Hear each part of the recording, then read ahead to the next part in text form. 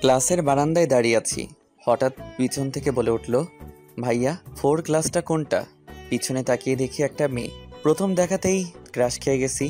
মনে হয় আজ নতুন এসেছে। এক ধ্যানে তাকিয়ে আছি মেয়েটির দিকে। হঠাৎ মেয়েটির ডাকে হুঁশ ফিরল। হ্যালো, এভাবে তাকিয়ে আছো কেন? কিছু না। বললেন না 4 ক্লাস কোনটা? এইটাই, আমি যে ক্লাসের সামনে দাঁড়িয়ে আছি সেই ক্লাস দেখালাম। তার মানে মেয়েটি আমাদের সাথেই পড়ে। থ্যাঙ্কস। মেয়েটি চলে যাওয়ার পর এক ধ্যানে মেয়েটির চলে যাওয়ার দিকে তাকিয়ে থাকলাম।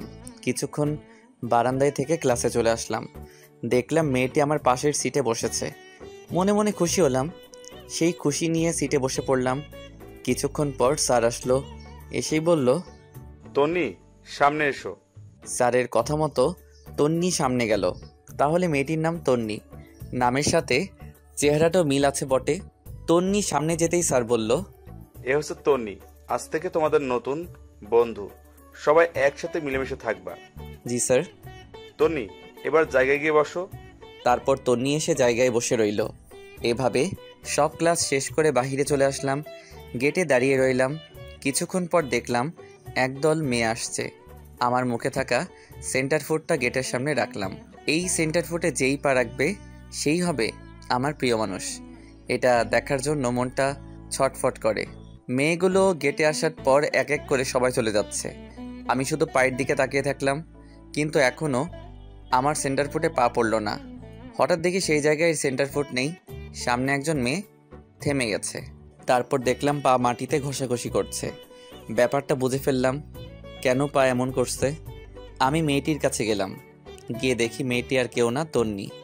মনে মনে খুশি, আমার ক্রাশ তাহলে আমার প্রিয় মানুষ। তারপর আমি বললাম, তোমাকে আমার পছন্দ হয়েছে, আমাকে ভালোবাসবে কি? I hate you. এই বলে চলে গেল। আমি অনেক ডাকলাম কিন্তু দাঁড়ালো না। তারপর সবাই এসে পড়লাম। বাসায় এসে আম্মুকে বললাম, আম্মু খাবার দাও, খুব খিদে পেয়েছে। তারপর খেয়ে রুমে চলে আসলাম। এভাবে কেটে গেল 15 দিন। কিন্তু তন্নি আমাকে একটুও বুঝলো না। যখনই মনের কথা বলতে যাই তখন শুধু একটা কথাই বলে, আই হেট ইউ। একদিন ক্লাসে স্যার পড়াচ্ছিল, তখন আমি তন্নিকে একটা চোখ টিপ দেই। এটা সে দেখে ফেলে। রাগে ব্যাগ নিয়ে ক্লাস থেকে বের হতে যেতে চাইলেও দরজা পর্যন্ত যেতে স্যার আটকালো। তারপর স্যার বলল, কোথায় যাচ্ছ তন্নি? হাত পাতো। এই বলে স্যার তন্নির হাতে একের পর এক লাঠি দিয়ে আঘাত করতে লাগলো। এটা দেখে আমার চোখ দিয়ে পানি পড়তে লাগলো। তন্নির হাতের আঘাতটা আমার কলিজায় লাগলো। রাগের মাথায় মনে মনে স্যারকে বলছি, তোর বাইক আজকে 12টা বাজাবো শালা। কিছুক্ষণ পর তন্নিকে মারা বন্ধ করে বলল, এমন যাতে না হয়, জায়গায় গিয়ে বসো। তারপর তন্নি জায়গায় বসে পড়ল। দেখলাম নীরবে কান্না করতে লাগলো। এখন নিজের কাছেই অনেক খারাপ লাগছে। কি দরকার ছিল ক্লাসে ফাইজলামি করার? এসব প্রশ্ন নিজেকে জিজ্ঞেস করছি। এই ক্লাস শেষ করে দোকান থেকে একটা ব্লেড নিয়ে গেলাম স্যারের বাইকের কাছে। গিয়ে বাইকের সিট কাটতে লাগলাম ব্লেড দিয়ে। কাটা শেষে হঠাৎ স্যার দেখে ফেলেছে। আমার কোনো ভয় লাগেনি, বরং রাগ আরও বেড়ে গেছে। যতই হোক সে আমার গুরুজন। হঠাৎ করে স্যার আমাকে অফিসে নিয়ে গেল। তারপর বাবাকে ফোন করে বলে দিল আসতে। কিছুক্ষণ পর বাবা আসলো। এসেই বলল, কি হয়েছে স্যার, হঠাৎ করে আমাকে ডাকলেন কেন? তাহলে শুনুন। তারপর সব বলল। হঠাৎ তো স্যারের বাইক নষ্ট হওয়ার কারণ কি? কি হলো, কথা বলিস না কেন? তন্নিকে মারলো কেন? এই তন্নি আবার কে? তন্নিকে আমি ভালোবাসি। স্যার ওকে আজ মেরেছে, সেটা আমার একদমই সহ্য হয়নি। তাই বাধ্য হয়ে এই কাজ করেছি। এইটুকু একটা বাচ্চা ছেলের মুখে এই কথা? আমি কিছু বলছি না, নিচের দিকে তাকিয়ে আছি। তারপর হেড স্যার বলল, আমি আর চাচ্ছি না যে মিনহাজ আর এই স্কুলে পড়ুক। সমস্যা নেই স্যার, ওকে নতুন স্কুলে ভর্তি করাবো। বাবার কথা শুনে শরীর কাঁপতে লাগলো। এক ধ্যানে বাবার দিকে তাকিয়ে আছি। ওকে, কাগজপত্র সব রেডি করছি আমি। আচ্ছা। আর এইদিকে তন্নির বান্ধবী এই খবর পেয়ে তন্নিকে গিয়ে বলল। এটা শুনে তন্নিরও একটু মন খারাপ হলো, আবার খুশিও হলো। মিনহাজ আর তাকে বিরক্ত করতে পারবে না। আর এইদিকে স্যার কাগজ রেডি করে সব বাবার কাছে দিল। বাবা বলল, চল এবার যাওয়া যাক। কিছু বলছি না। কি হলো, চল।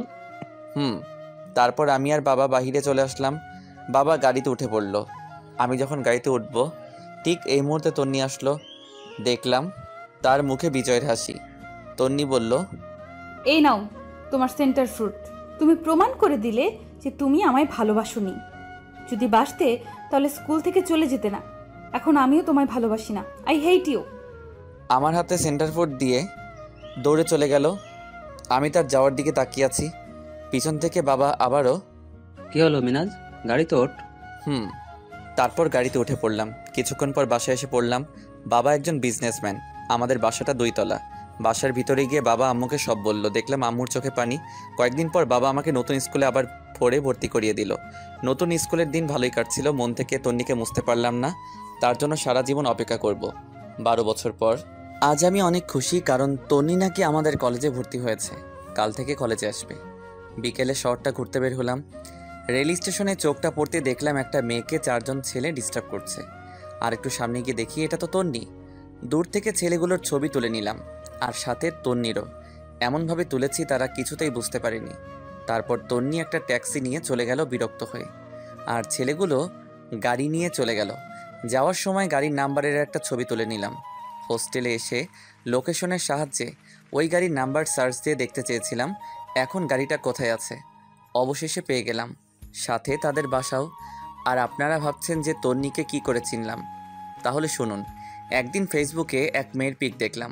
মেয়েটা অনেক সুন্দর, এক কথায় ছেলেদের ক্রাশ। তারপর প্রোফাইলের ভিতরে ঢুকলাম। এক এক করে ওই মেয়েটির সব পোস্টের পিক দেখলাম।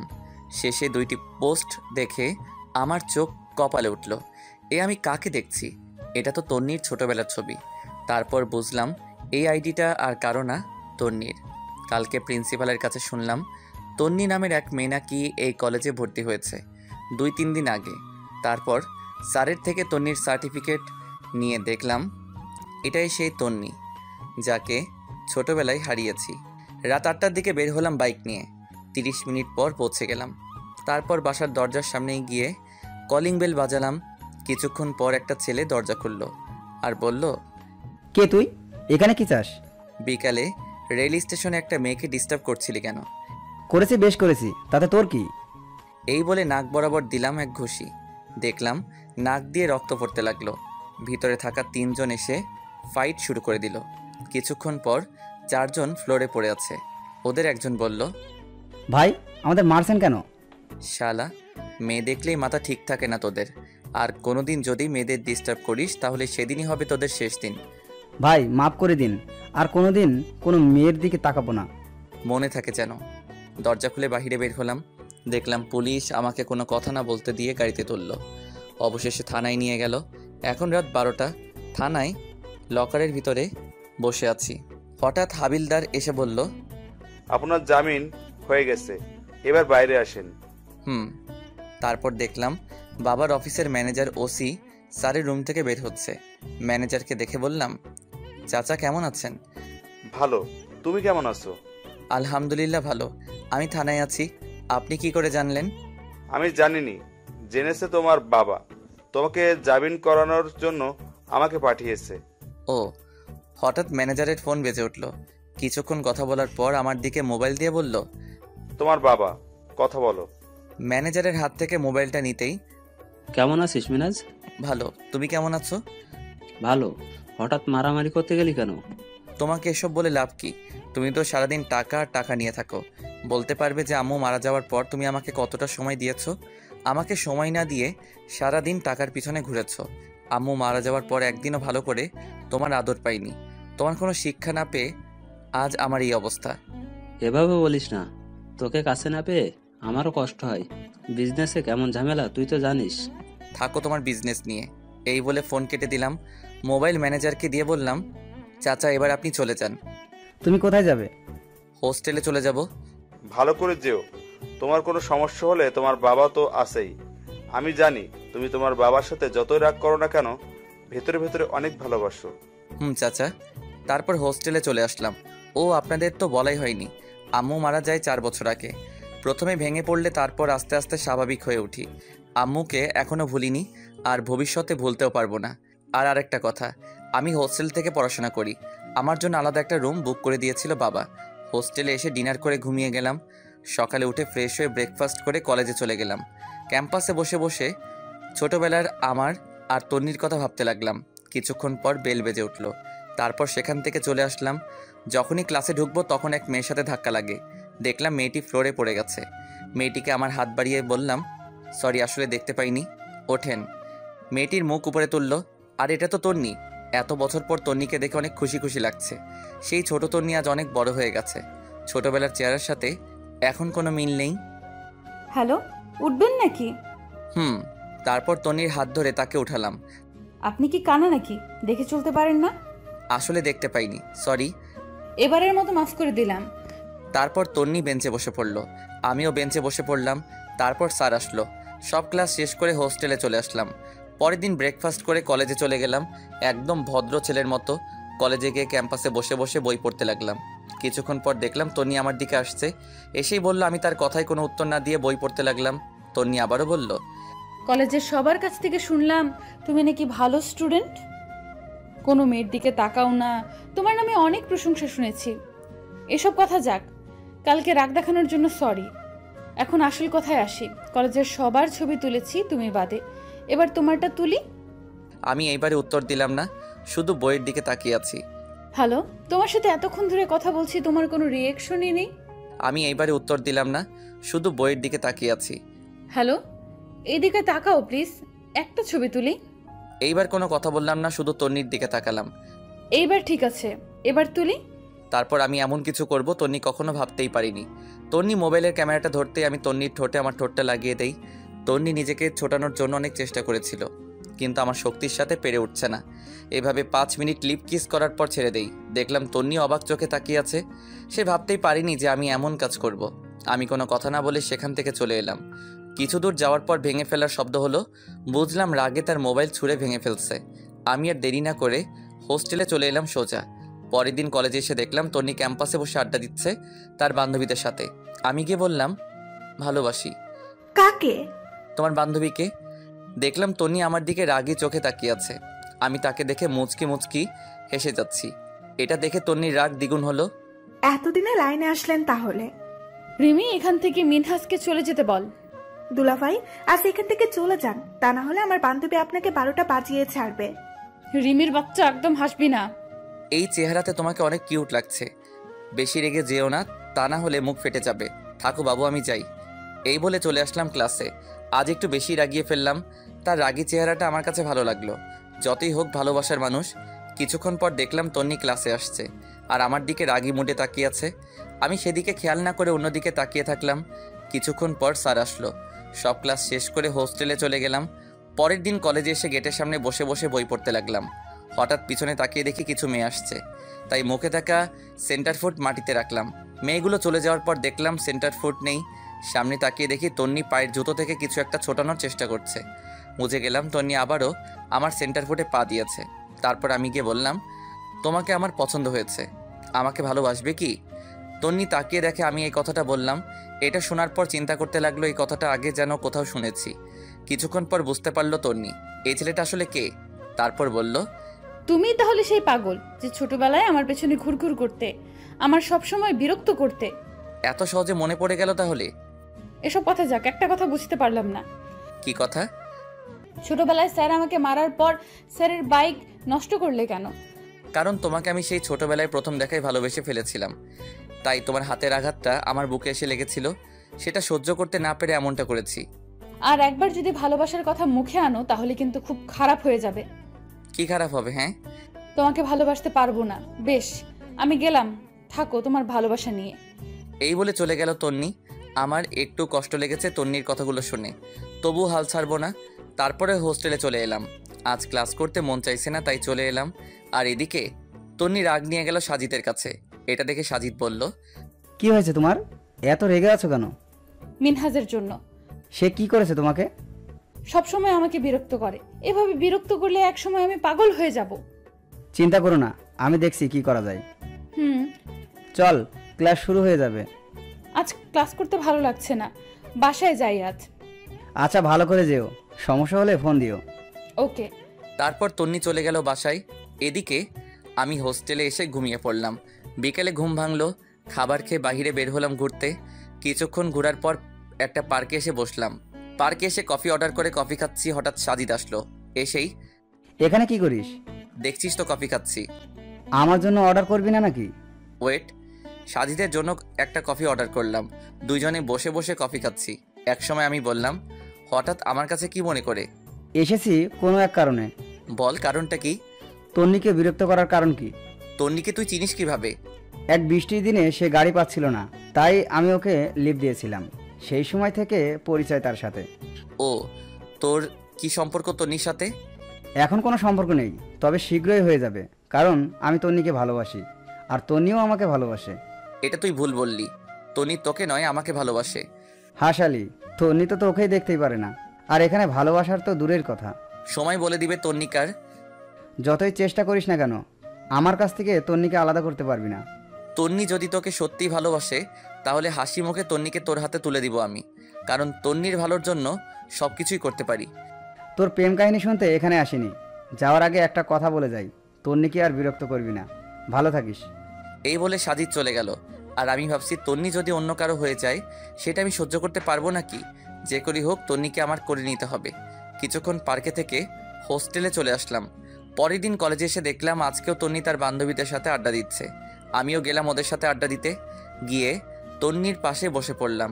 তারপর বললাম, হাই বাবু, কেমন আছো? আজকেও আবার এসেছো? এখানে রাগ করার কি আছে? জাস্ট আড্ডা দিতে আসলাম। এখানে আড্ডা দিতে হবে না, যাও এখান থেকে। মিনাজ, আমাদের সাথে আড্ডা দিলে সমস্যা কোথায়? তুই কেন বুঝতে পারছিস না? আমি কিছুই বুঝতে চাই না। মিনাজ আমাদের সাথে আড্ডা দিবে। মনে হয় তোমাদের বিরক্ত করে ফেললাম।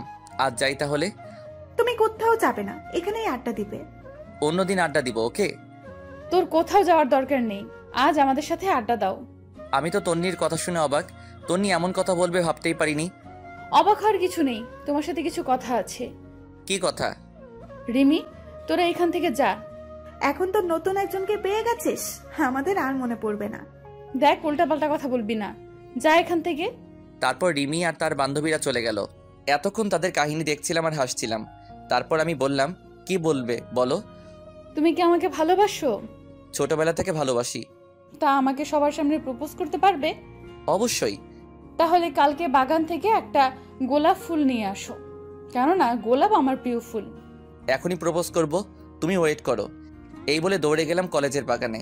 সেখান থেকে একটা গোলাপ ফুল নিয়ে এসে দেখলাম তন্নি আগের জায়গায় দাঁড়িয়ে আছে। আমি গিয়ে সোজা তন্নির সামনে মাটিতে হাঁটু কেড়ে বসলাম। আশেপাশে তাকিয়ে দেখলাম কলেজের সবাই আমাদের দিকে তাকিয়ে আছে। সেদিকে আর খেয়াল না করে তন্নিকে বলতে লাগলাম, জীবনে প্রথম কাউকে প্রপোজ করলাম। ভালো করে গুছিয়ে বলতে পারবো না, শুধু টুকুই বলি। তোমাকে সেই ছোটবেলায় যেদিন প্রথম দেখেছিলাম সেদিন থেকে তোমাকে ভালোবাসি। তোমাকে আমার স্বপ্নের রানী করে রাখবো। কথা দিচ্ছি, কখনোই কষ্ট পেতে দিব না। I love you. এক নিঃশ্বাসে কথাগুলো বলে ফেললাম। একসময় তন্নি আমার হাত থেকে গোলাপটা নিয়ে বলল, আই লাভ ইউ। মাথাটা উঁচু করে দেখলাম তন্নি সাজিদকে প্রপোজ করছে। সাজিদও অ্যাকসেপ্ট করছে তন্নির প্রপোজ। মুহূর্তে যেন পৃথিবী উল্টে গেল আর চোখ দিয়ে পানি পড়তে লাগলো। কেন করলো তন্নি আমার সাথে এমন? বুক ভরা কষ্ট নিয়ে সেখান থেকে চলে আসলাম হোস্টেলে। আজ অনেক কষ্ট হচ্ছে আমার। যাকে এত বছর কাছে পেয়েও হারাতে হবে ভাবতেই পারিনি। 2 দিন পর রুম থেকে বের হইনি। এই 2 দিনে সারাদিন রুমে বসেই কাটিয়েছি। হঠাৎ ফোনটা বেজে উঠল। দেখলাম রিমি ফোন করেছে। তারপর রিসিভ করে বললাম, হ্যাঁ বলো। একটু হাসপাতালে 12 নম্বর কেবিনে এসো তাড়াতাড়ি। কেন? এখন প্রশ্ন করো না, তাড়াতাড়ি এসো। এই বলে ফোন কেটে দিল। আমি তো চিন্তায় পড়ে গেলাম। হঠাৎ কি জন্য ডেকেছে, নাকি সাজিদকে গাড়ি ধাক্কা দিয়েছিলাম এটা জেনে ফেললো নাকি? আপনাদের তো বলাই হয়নি, সেদিন তন্নি সাজিদকে প্রপোজ করার পর নিজেকে ঠিক রাখতে পারিনি।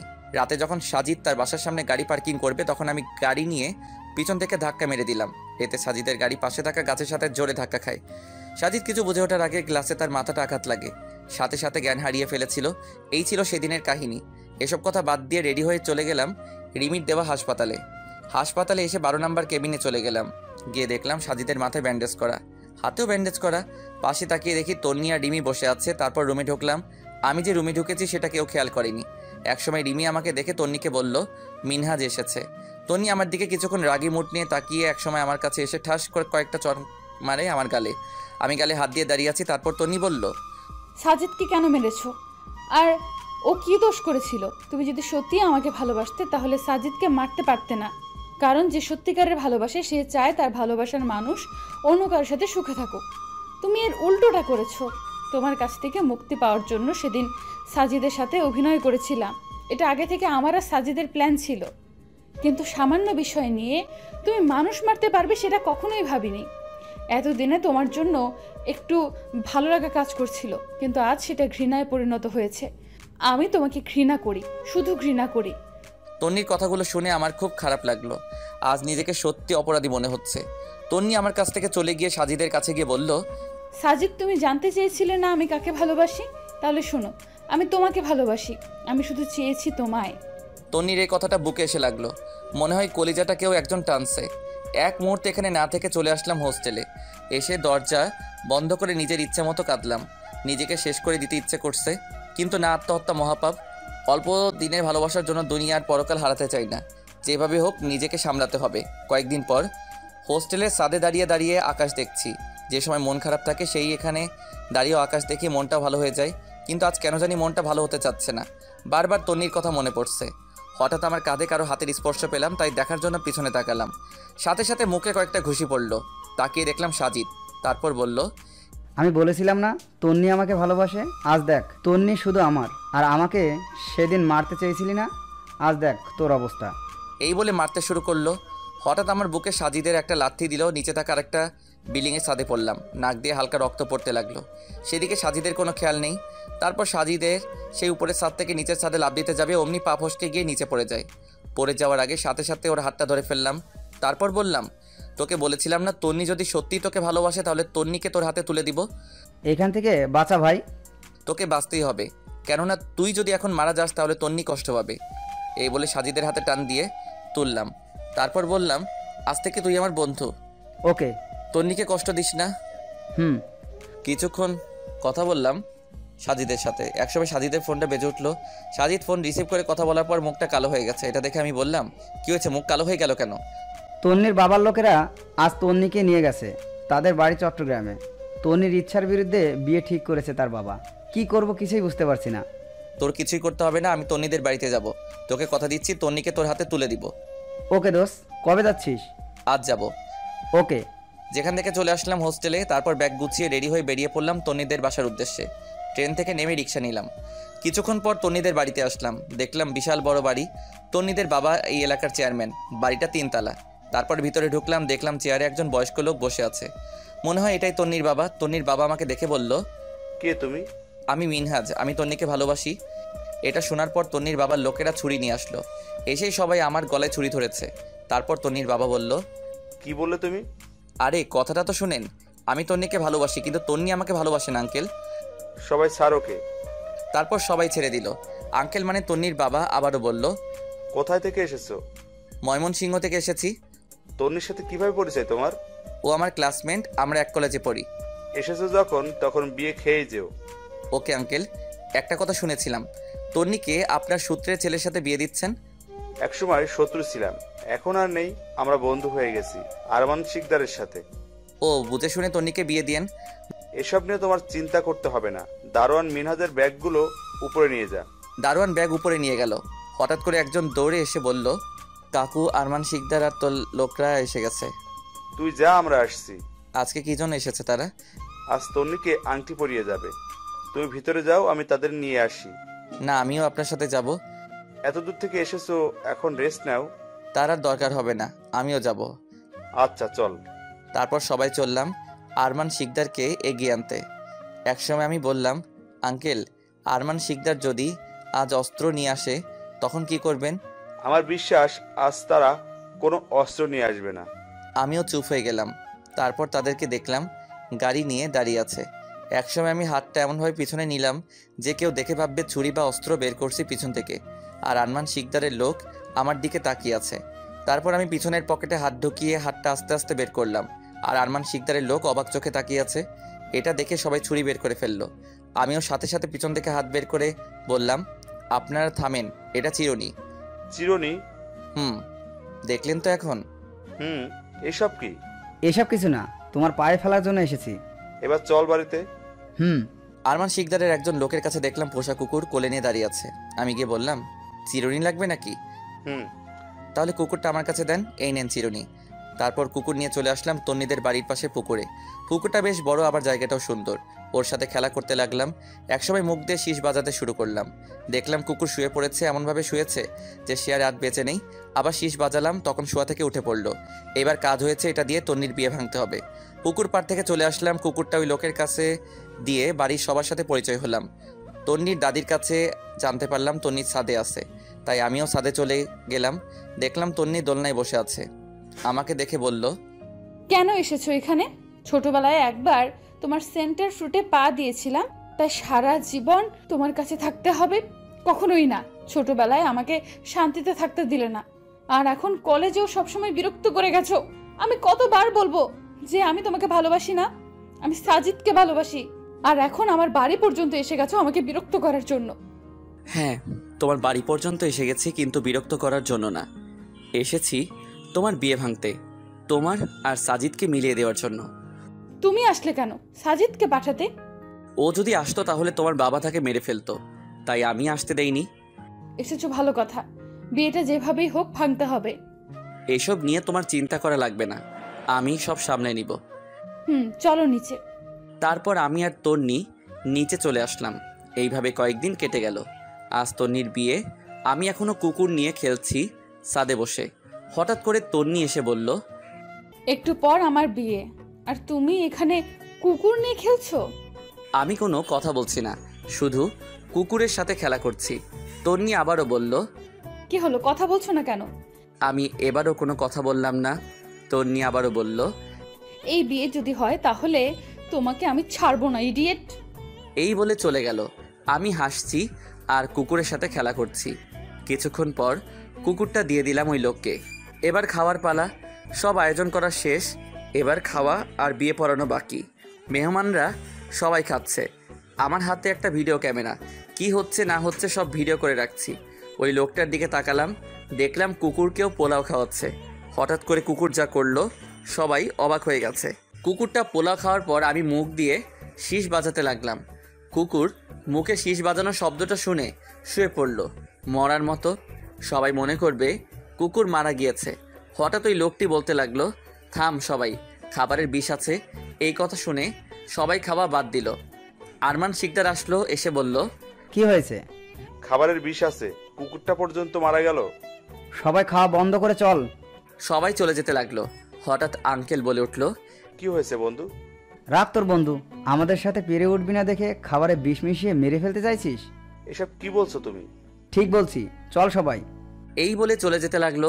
হঠাৎ ছাদের উপর থেকে আরমান শিকদারের ছেলে সাকিব তন্নির গলায় ছুরি ধরলো আর বলতে লাগলো, বাবা, আমি তন্নিকে ছাড়া আমি কাউকে বিয়ে করব না। তোকে তরুণী থেকে ভালো মেয়ে বিয়ে করাবো, তুই এখান থেকে চলে আয়। না বাবা, এখন তন্নিকে বাসায় নিয়ে যাব, তা না হলে তোমার সাথে সম্পর্ক শেষ। তাহলে কি আর করা, নিয়ে আয়। তারপর সাকিব তন্নির গলায় ছুরি ধরে তন্নিকে নিয়ে যেতে লাগলো। আর আঙ্কেল কান্না করতেছে। সে তার ভুল বুঝতে পারলো। সেদিন মিনহাজের কথা একটু ভেবে দেখলে আজ হয়তো এই দিন দেখতে হতো না। তারপর তন্নিকে নিয়ে গাড়িতে উঠে চলে গেল। গাড়ি মাঝ রাস্তায় যাওয়ার পর হঠাৎ আরমান শিকদার কুকুরের আওয়াজ শুনল। সবাই পিছনের সিটে তাকালো, দেখলো আমি কুকুর নিয়ে বসে আছি। এটা দেখে তন্নি অবাক, আর বাকিরাও রীতিমতো অবাক। হঠাৎ আরমান শিকদার বলল, কিরে তুই এখানে কেন, আর কুকুর বাঁচলো কিভাবে? তন্নিকে নিয়ে যেতে এসেছি, আর কুকুর মরেনি। বিয়ে ভাগার জন্য এই অভিনয়। এই তোরা দেখছিস কি, মার শালাকে। প্রথমে একজন এসে আমার কলারে ধরে ফেললো, সাথে সাথে পেটে লাথি মারলাম। 5 হাত দূরে গিয়ে পড়লো। এটা দেখে সবাই ভয় পেয়ে গেল। তারপর সবাই একসাথে আমার উপর ঝাঁপিয়ে পড়লো। এক এক করে সবাইকে মেরে শুইয়ে দিলাম। তারপর বললাম, আর মার খাওয়ার ইচ্ছা না থাকে তাহলে এখান থেকে যা। আর মার খাওয়ার ইচ্ছা নেই, আমরা যাচ্ছি। এই বলে সবাই দিল এক দৌড়। তন্নি হাসতে হাসতে শেষ তাদের দৌড় দেখে। তারপর তন্নিকে নিয়ে চলে আসলাম বাড়িতে। বাড়ির সবাই তন্নিকে পেয়ে যেন আনন্দের বন্যায় নেমে গেছে। কিন্তু তন্নির বাবা আজ তার মেয়েকে বিয়ে দিবে বলেছেন। এখানে থাকা সবাইকে এক এক করে বলতে লাগলো, তুই বিয়ে করবি আমার মেয়েকে? সবাই মাথা দিয়ে না করেন, কেননা এখন যে পরিমাণ রেগে আছে আঙ্কেলের সামনে কথা বলার কারোর সাহস নেই। হঠাৎ আঙ্কেল আমার দিকে কিছুক্ষণ তাকিয়ে থেকে বলল, মিনাজ এদিকে এসো। আমি গেলাম আঙ্কেলের সামনে। আঙ্কেল আবার বলল, তুমি তো আমার মেয়েকে ভালোবাসো তাই না? একমাত্র তুমিই পারবে আমার আর আমার মেয়ের সম্মান বাঁচাতে। আমি চাই তুমি তন্নিকে বিয়ে করো। হাত জোর করে বলছি, না করো না। দেখলাম আঙ্কেলের চোখে পানি জমে আছে। যেভাবে রিকোয়েস্ট করছে, এখানে আমার রাজি হওয়া ছাড়া কোনো উপায় নেই। আমি রাজি আঙ্কেল। সবাই বলতে লাগলো আলহামদুলিল্লাহ, অবশেষে বিয়েটা হয়ে গেল। বাসর ঘরে যেতে তন্নি খাট থেকে নেমে আসতে লাগলো। তারপর আমি বললাম, তোমার নামার দরকার নেই, আমি দুঃখিত।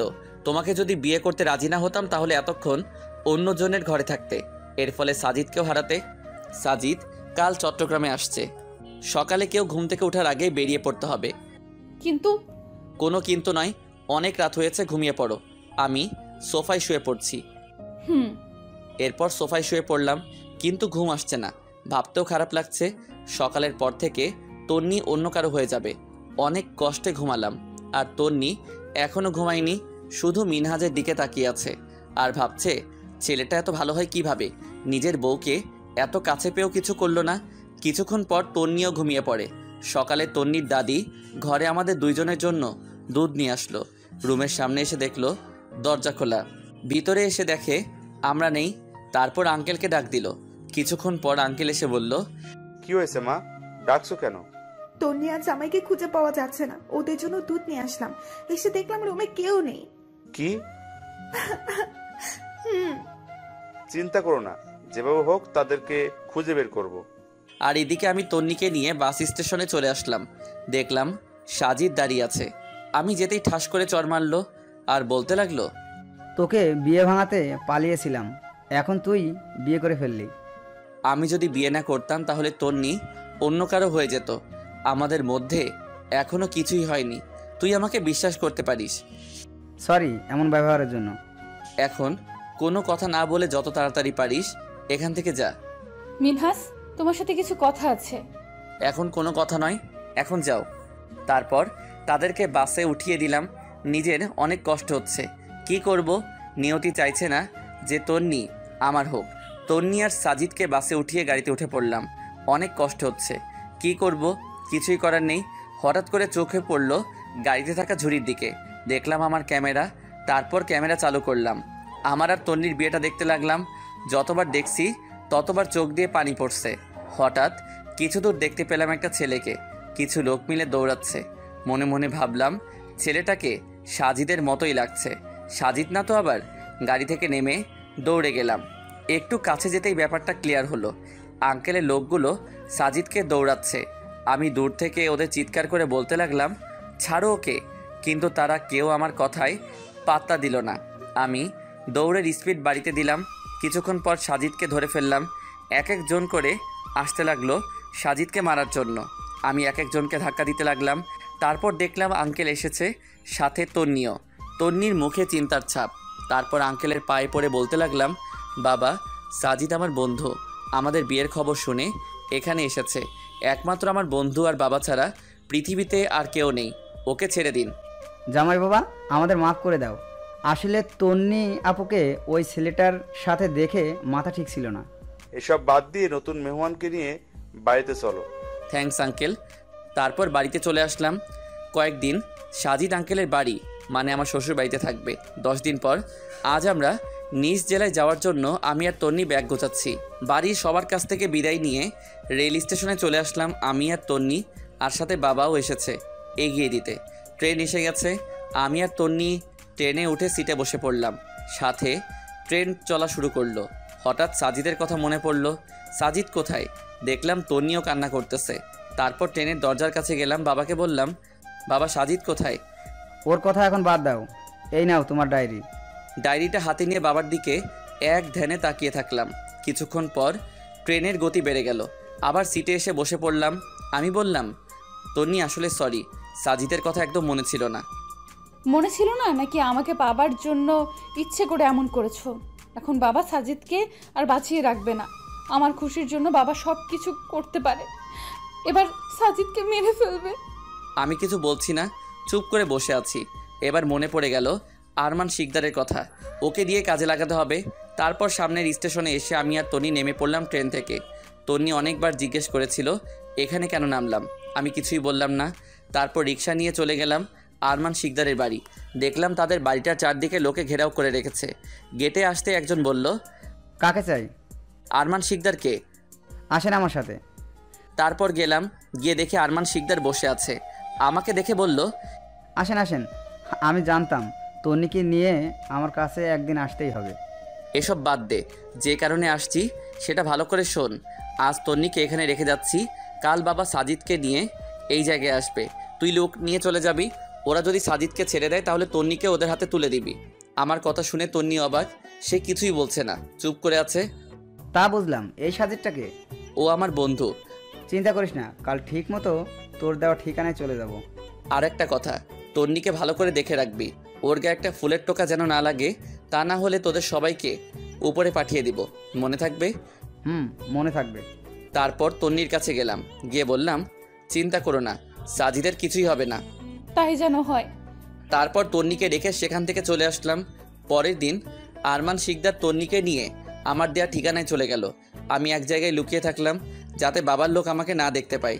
কিছুক্ষণ পর দেখলাম বাবার লোকরা এসে গেছে। ওরা বলছে আগে তন্নিকে ছেড়ে দিতে, আরমান শিকদার বলছে আগে সাজিদকে ছেড়ে দিতে। তারা কেউ কাউকে ছাড়লো না। অবশেষে আরমান শিকদার তন্নিকে এক জায়গায় রেখে ওদের সাথে মারামারি লাগতে গেল। বাবার লোকেরা তাই করলো। দুই দলে মারামারি লেগে গেল। এই ফাঁকে আমি সাজিদ আর তন্নিকে নিয়ে এক গাড়িতে উঠলাম। ওদেরকে ডাক দিয়ে বললাম বাই, টাটা। এই বলে গাড়ি স্টার্ট দিয়ে স্পিড বাড়িয়ে চলে আসলাম। ওরা শত চেষ্টা করেও ধরতে পারলো না। তারপর গাড়ি চলছে মেইন রাস্তা দিয়ে। তন্নি আমার পাশের সিটে আর সাজিদ পিছনের সিটে বসেছে। হঠাৎ করে ফোনটা বেজে উঠল। দেখলাম ফোনটা তন্নির বাবা দিয়েছে। তারপর রিসিভ করলাম। বেশি কিছু বলবো না জামাই, শুধু এইটুকু বলবো, আমাদের সাথে যদি বিশ্বাসঘাতকতা করে থাকো তাহলে তুমি যেখানেই থাকো না কেন আমার হাত থেকে বাঁচতে পারবে না। এই বলে বাবা ফোন কেটে দিল। পাশ থেকে তন্নি বলল, কে ফোন করেছিল? কিছু বলছো না কেন? আমার এক ফ্রেন্ড। মিথ্যা বলার জায়গা পেলে না। বাবা ফোন দিয়েছিল তাই না? কি বলেছে বাবা? কিছু না, এবার চুপ থাকো। আমরা এখন কোথায় যাচ্ছি? এখন কথা বলো না, চুপচাপ বসে থাকো, গেলেই দেখতে পাবে। তন্নি একটা কথাও বলেনি। তারপর আশেপাশে থাকা এক হোস্টেলে উঠলাম। দুইজনকে একটা রুম দেখিয়ে আমি আলাদা রুমে চলে আসলাম। এসে অনলাইনে বিমান টিকিট কাটলাম সাজিদ আর তন্নির জন্য। তারপর গেলাম তাদের রুমে। দেখলাম সাজিদ এক কোণে বসে মোবাইল টিপছে আর তন্নি বিছানায় মন খারাপ করে বসে আছে। আমি গিয়ে বললাম, মন খারাপ নাকি? না, হঠাৎ এখানে? টিকিট দিতে এলাম। কিসের টিকিট? বিমানের টিকিট। সাজিদ, ইন্ডিয়া চলে যা তন্নিকে নিয়ে, কাল একটাই তোদের ফ্লাইট, সকাল সকাল বের হয়ে পড়বি, তা না হলে বাবা এখানে আসলে তোকে মেরে ফেলবে। দে টিকিট। তারপর টিকিট সাজিদের কাছে দিয়ে চলে আসলাম রুমে বসে বসে আগের কথা ভাবতে লাগলাম।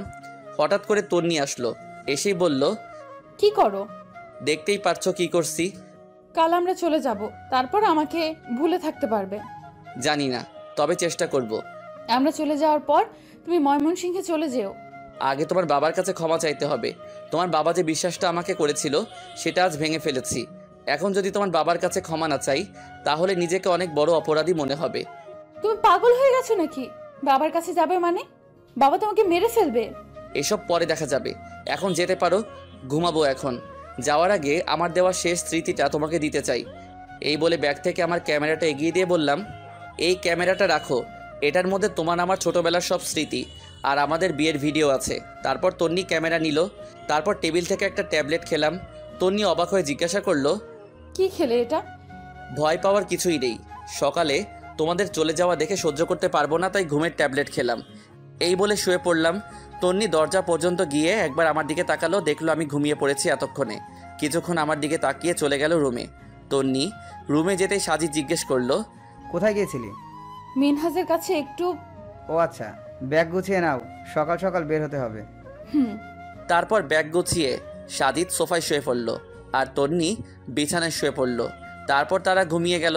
সকালে তন্নি আর সাজিদ ব্রেকফাস্ট করে ব্যাগ নিয়ে বেরিয়ে পড়লো। গাড়ির কাছে যেতেই সাজিদ দেখলো তন্নির হাতে ক্যামেরা। তারপর সাজিদ বলল, কে দিয়েছে ক্যামেরাটা? মিনহাজ।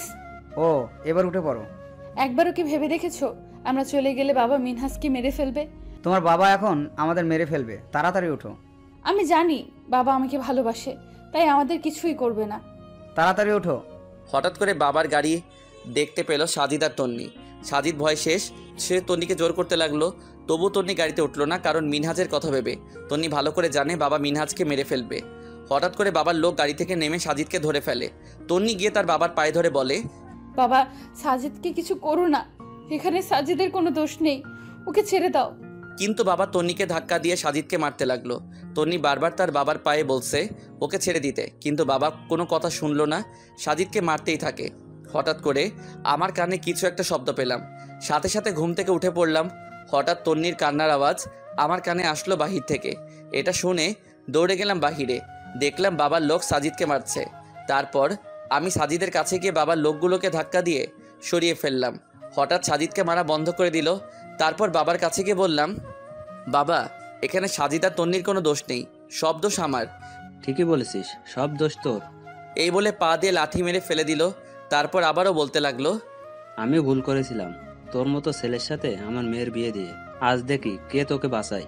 হাতে একটা মোটা লাঠি নিয়ে আমার কাছে আসতে লাগলো মারতে।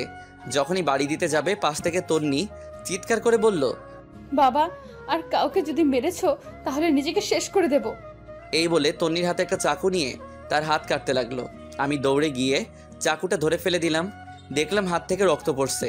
পকেট থেকে রুমালটা বের করে তন্নির হাতে বেঁধে দিলাম। হঠাৎ তন্নির কাকা বলতে লাগলো, তন্নি, তুমি তোমার বাবাকে কষ্ট দিয়েছো আর জামাইকে কষ্ট দিয়েছো।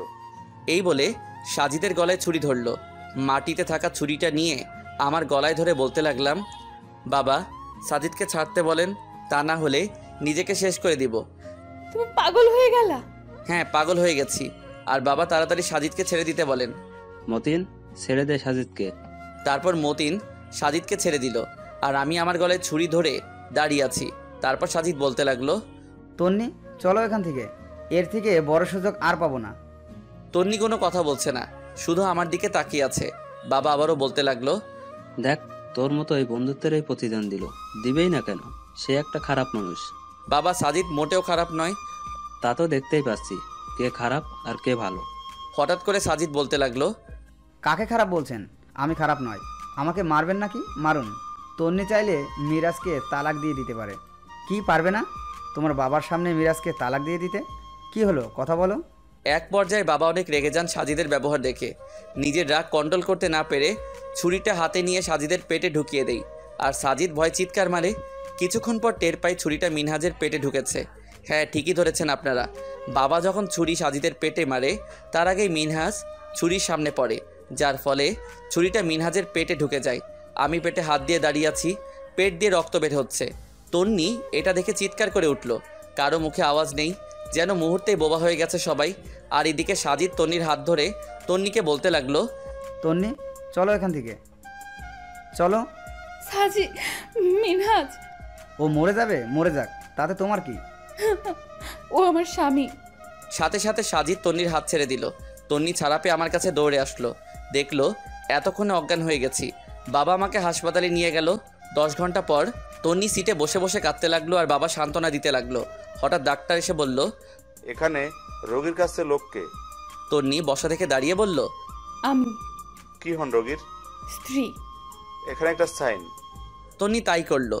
থ্যাঙ্কস। আর পেটে আঘাতটা একটু বেশি লেগেছে, তাই শিওর বলতে পারছি না। আমাদের চেষ্টা করে ফেলেছি, বাকিটা আল্লাহর হাতে। এই বলে ডাক্তার চলে গেল। তন্নি বাবাকে বলতে লাগলো, মিনহাজ বাঁচবে তো? একদম চিন্তা করিস না, বাঁচবে। 24 ঘন্টা হয়ে গেল, এখনো মিনহাজের জ্ঞান ফিরল না। আর এদিকে তন্নি মিনহাজের কেবিনে গেল। আমার দিকে কিছুক্ষণ তাকিয়ে থেকে বলতে লাগলো, মিনহাজ, ওঠো, দেখো, আমি আমি তোমার কাছে ফিরে এসেছি। আমাকে মাফ করে দিও, তোমার ভালোবাসা বুঝতে পারিনি। আমি তোমাকে ভালোবাসি। হ্যালো, শুনতে পারছো? আমি তোমাকে ভালোবাসি। এই বলে তন্নি চলে যেতে লাগলো। হঠাৎ আমি তার হাত ধরে ফেললাম। তন্নি পিছনে তাকিয়ে দেখে আমি হাত ধরেছি। সাথে সাথে তন্নি আমাকে জড়িয়ে ধরে কান্না করে দিল। আমি বললাম, পাগলি, কান্না করছো কেন? আমাকে কষ্ট দিতে ভালো লাগে তোমার? কষ্ট তো এতদিন আমাকে দিয়েছিলে। তার জন্য মাফ চাচ্ছি। ওকে মাফ করে দিলাম, কিন্তু একটা শর্ত আছে। কি? তোমার বাবাকে নানা বানাতে হবে। যা দুষ্টু। তারপর তন্নি আমাকে জড়িয়ে ধরলো। অবশেষে পূর্ণতা পেল তাদের ভালোবাসা। সমাপ্ত। এতদিন পাশে থাকার জন্য সবাইকে অনেক অনেক ধন্যবাদ। সবাই ভালো থাকবেন।